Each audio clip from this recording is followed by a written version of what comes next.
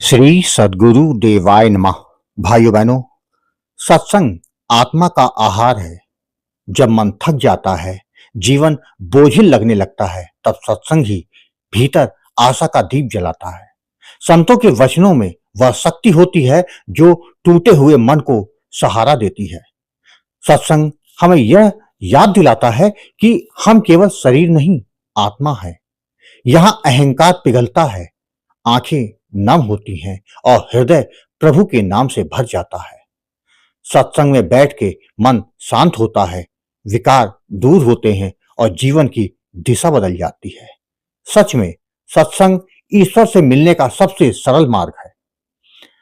सत्संग और महासत्संग पर संत शिरोमणि परमहंस श्री राम मंगलदास जी महाराज यानी कि सदगुरु भगवान भक्तों को सीख देते हैं कि सत्संग जिसका मन काबू हो, ध्यान में बैठे, भगवान प्रकट हो, सब देवी देवता ऋषि मुनि भगवान का जस तुमको सुनावे, उसे सत्संग कहते हैं।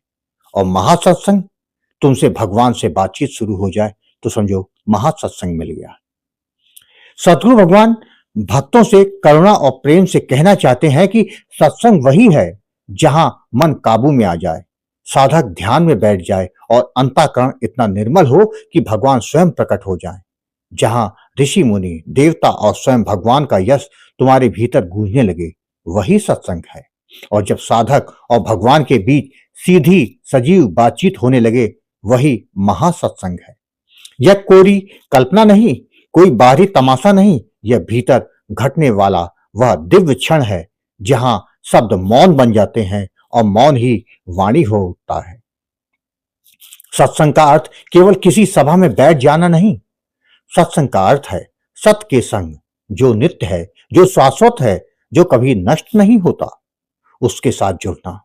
जब मन संसार की दौड़ भाग, इच्छाओं और भय से हटकर सत्य की ओर झुकता है, तभी सत्संग का द्वार खुलता है। सदगुरु बताना चाहते हैं, मन यदि काबू में नहीं तो बाहर बैठी कितनी ही बड़ी सभा में भीतर शोर ही पैदा करती है, और यदि मन काबू में आ जाए तो एकांत में बैठा साधक भी महासत्संग में प्रवेश कर सकता है। मन को काबू करना कोई कठोर तपस्या नहीं, बल्कि प्रेम का अभ्यास है। जहां प्रेम होता है, वहां स्वाभाविक रूप से ध्यान ठहरता है।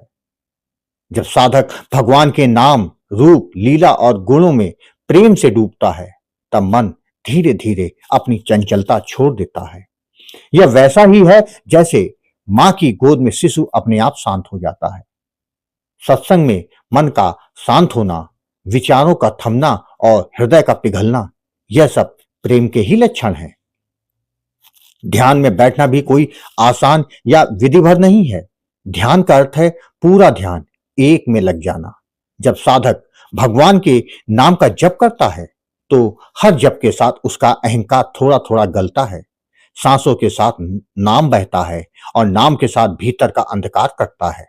ऐसे ध्यान में जब साधक स्वयं को भूलने लगता है, तब भगवान प्रकट होते हैं, कभी प्रकाश बनकर, कभी भाव बनकर, कभी शांति बनकर और कभी प्रेम की किसी ऐसी लहर बनकर जिसे शब्दों में बांधना असंभव होता है। सदगुरु कहते हैं, जब भगवान प्रकट होते हैं तब केवल साधक ही नहीं सुनता, तब समस्त सृष्टि उस क्षण की साक्षी बनती है। ऋषि मुनि देवता ये सब चेतन तत्व है जो उस दिव्य क्षण में साधक के अंतःकरण में उतर आते हैं। यह कोई बाहरी दृश्य नहीं, बल्कि भीतर का उत्सव है।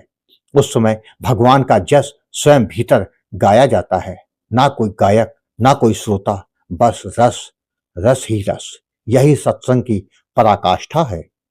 लेकिन सदगुरु यही नहीं रुकते, वे कहता चाहते हैं, जब साधक निरंतर सत्संग में स्थिर हो जाता है, जब उसका मन सहज रूप से भगवान में टिकने लगता है, तब एक दिन वह अद्भुत क्षण भी आता है जिसे महासत्संग कहते हैं। महासत्संग में भगवान और भक्त के बीच कोई पर्दा नहीं रहता। यहां साधक प्रश्न करता है और उत्तर सीधा उतर जाता है। यहां संवाद शब्दों का नहीं, भावों का होता है। यहां भगवान केवल सुने नहीं जाते, अनुभव किए जाते हैं।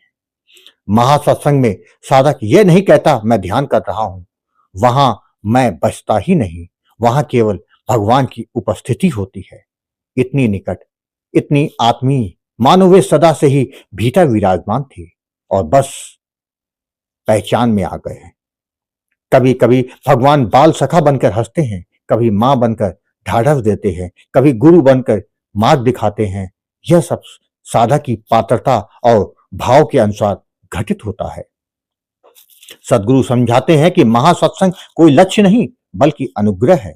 इसे पाने के लिए साधक को कुछ करना नहीं बल्कि बहुत कुछ छोड़ना होता है। अहंकार, अपेक्षा, दिखावा और अधैर्य। जब साधक यह मान लेता है मैं कुछ नहीं, सब वही है, तभी भगवान उससे बातचीत करते हैं। यह बातचीत किसी स्पष्ट वाक्यों में होती है तो कभी संकेतों में, कभी जीवन की घटनाएं ही भगवान का उत्तर बन जाती हैं। महासत्संग का भय का पूर्णता लोप हो जाता है। मृत्यु का डर, भविष्य की चिंता, संसार की असुरक्षा सब तिरोहित हो जाती है, क्योंकि जब भगवान से सीधा संवाद स्थापित हो जाए तब और किसका भय। उस अवस्था में साधक जान लेता है कि जो भी हो रहा है वही सर्वोत्तम है, भगवान की इच्छा के बाहर कुछ भी नहीं। यही बोध साधक को सहज, सरल और करुणामय बना देता है। सत्संग और महासत्संग का प्रभाव केवल ध्यान काल तक सीमित नहीं रहता, उसका रस जीवन के हर उस क्षेत्र में बहने लगता है। साधक बोलता है तो वाणी में माधुर्य उतरता है, वह देखता है तो उस दृष्टि में करुणा झलकती है, वह कर्म करता है तो कर्म पूजा बन जाता है। यही सच्चा परिवर्तन है, बाहरी नहीं, भीतरी। सदगुरु अंत में यही कहना चाहते हैं, सत्संग खोजने बाहर मत दौड़ो, उसे भीतर जगाओ, नाम का सहारा लो, ध्यान में बैठो, प्रेम को मार्ग बनाओ। जब समय आएगा भगवान स्वयं प्रकट होंगे और जब तुम तैयार हो जाओगे तो वही भगवान तुमसे बातचीत भी करेंगे। यही जीवन की सिद्धि है, यही मानव जन्म की सार्थकता है। सत्संग से महासत्संग तक की यात्रा दरअसल आत्मा की अपने स्वामी से घर वापसी है। यदि सदगुरु के वचनों ने आपके हृदय को छुआ हो तो इस वीडियो को आगे जरूर भेजें। यह किसी एक आत्मा की दिशा बदल सकता है।